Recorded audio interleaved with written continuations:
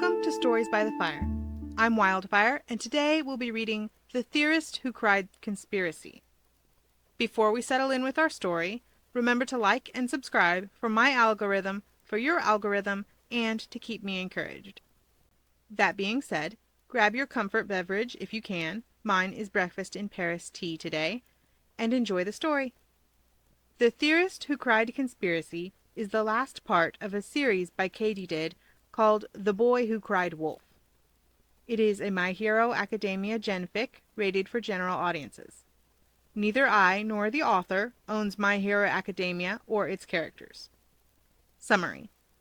Shouto Todoroki has a theory about Izuku's family. Actually, he has a lot of theories.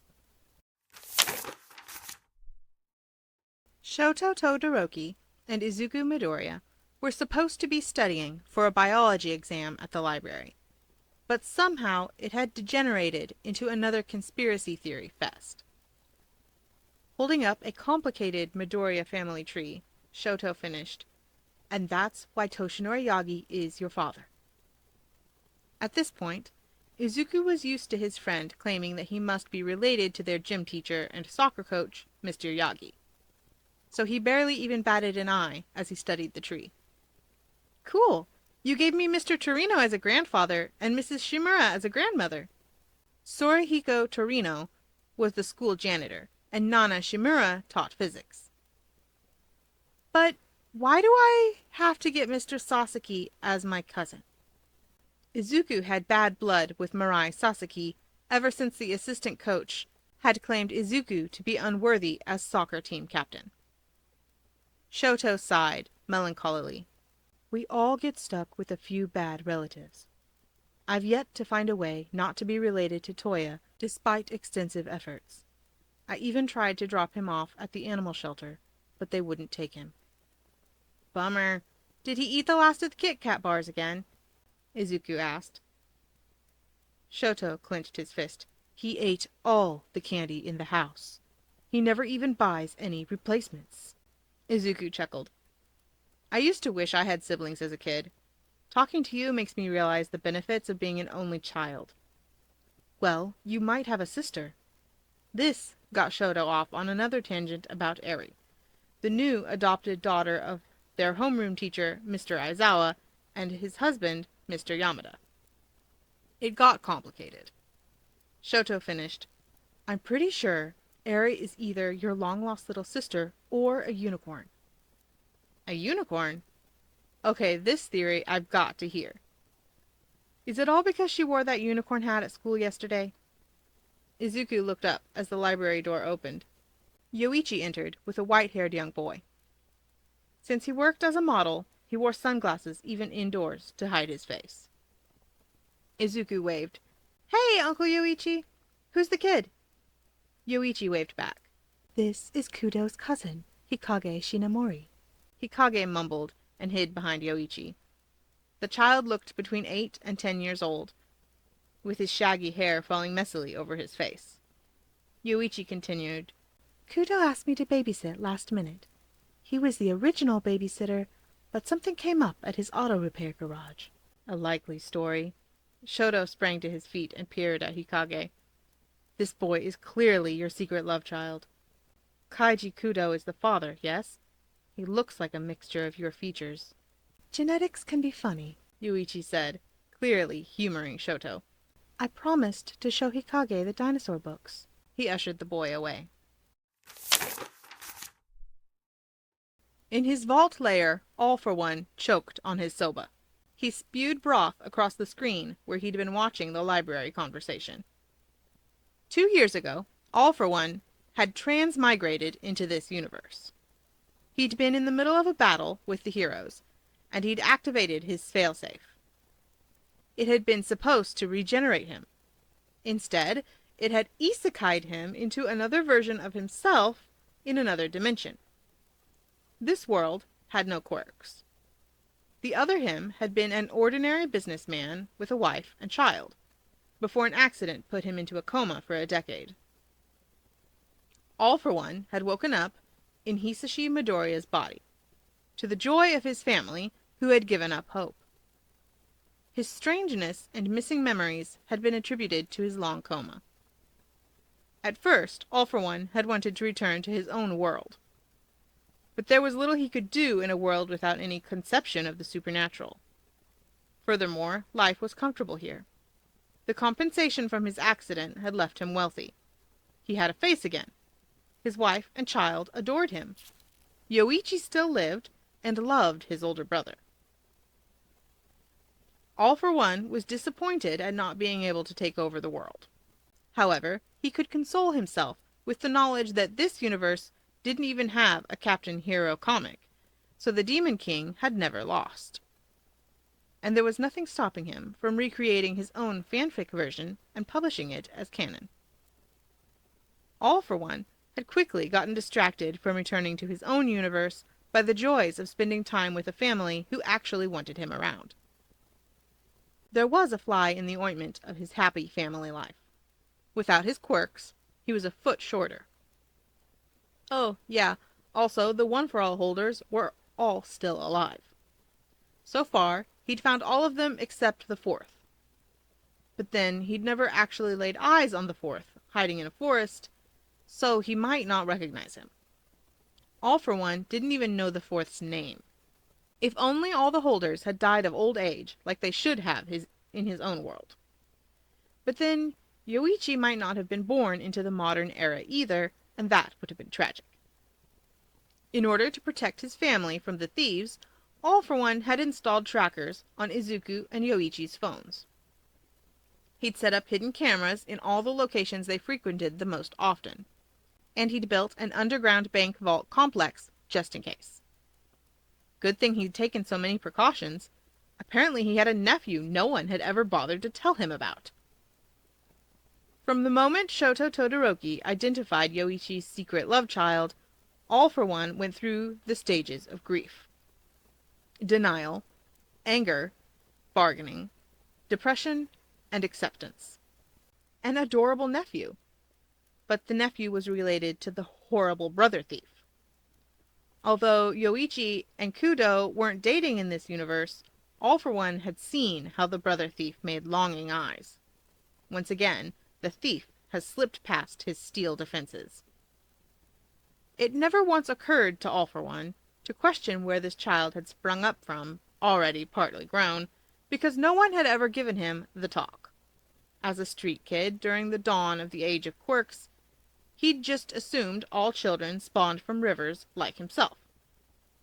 He'd later been exposed to the internet, but mostly through Captain Hero fanfiction, where impreg had been a popular trope. The how did not matter.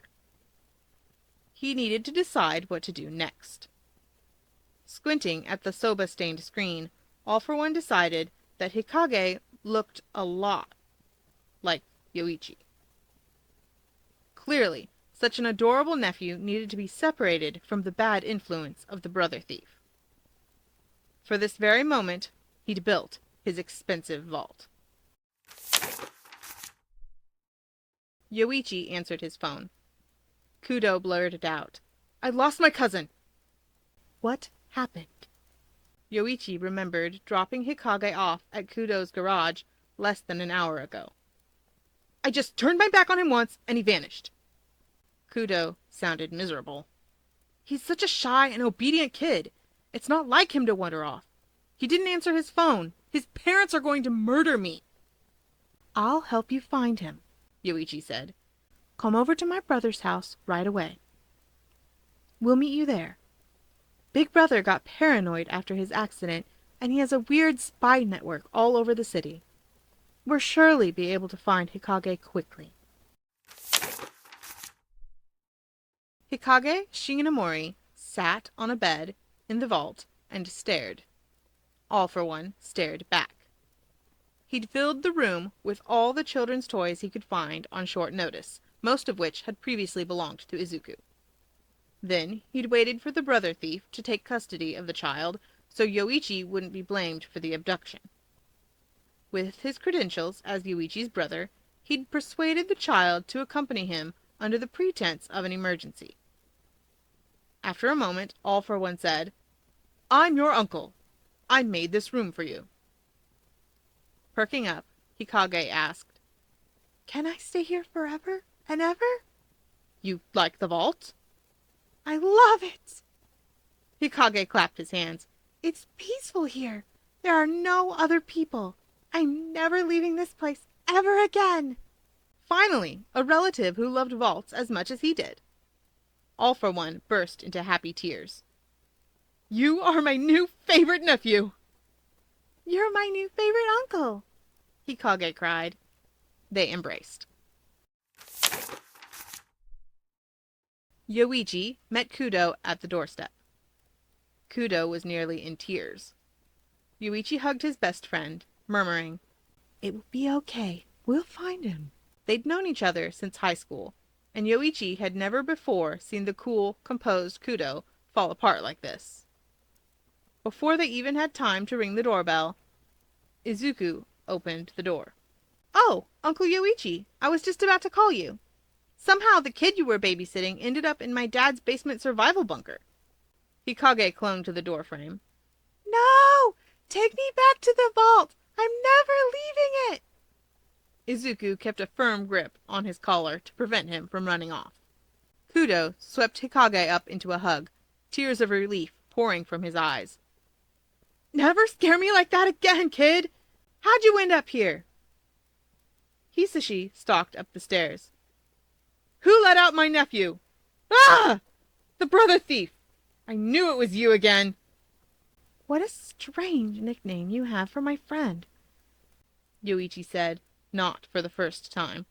His brother had definitely become a little odd ever since the coma. Kudo glared. "Did you kidnap Hikage?" "I just wanted to spend time with my nephew," Hisashi said. "He came with me willingly."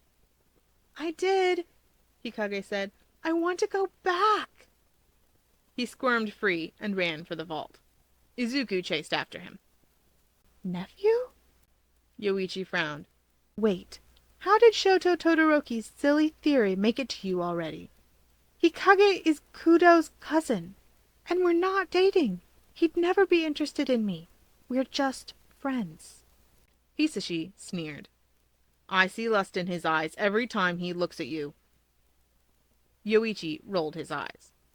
"Big brother, you're silly." He noticed Kudo blushing. He's being silly, right?" Kudo whispered, "I was afraid to mess up our friendship." Yoichi's own cheeks felt hot. "You should have said something. I've been crushing on you since high school. You were always more popular and outgoing than me. I thought you were out of my league." "Don't say that!" Kudo cried. "You're beautiful. Way better looking than me." "Kudo," Yoichi stepped forward, touching his cheek.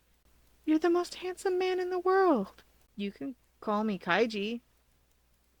"You can call me darling." The two of them kissed, while in the background, Hisashi wailed, "No!"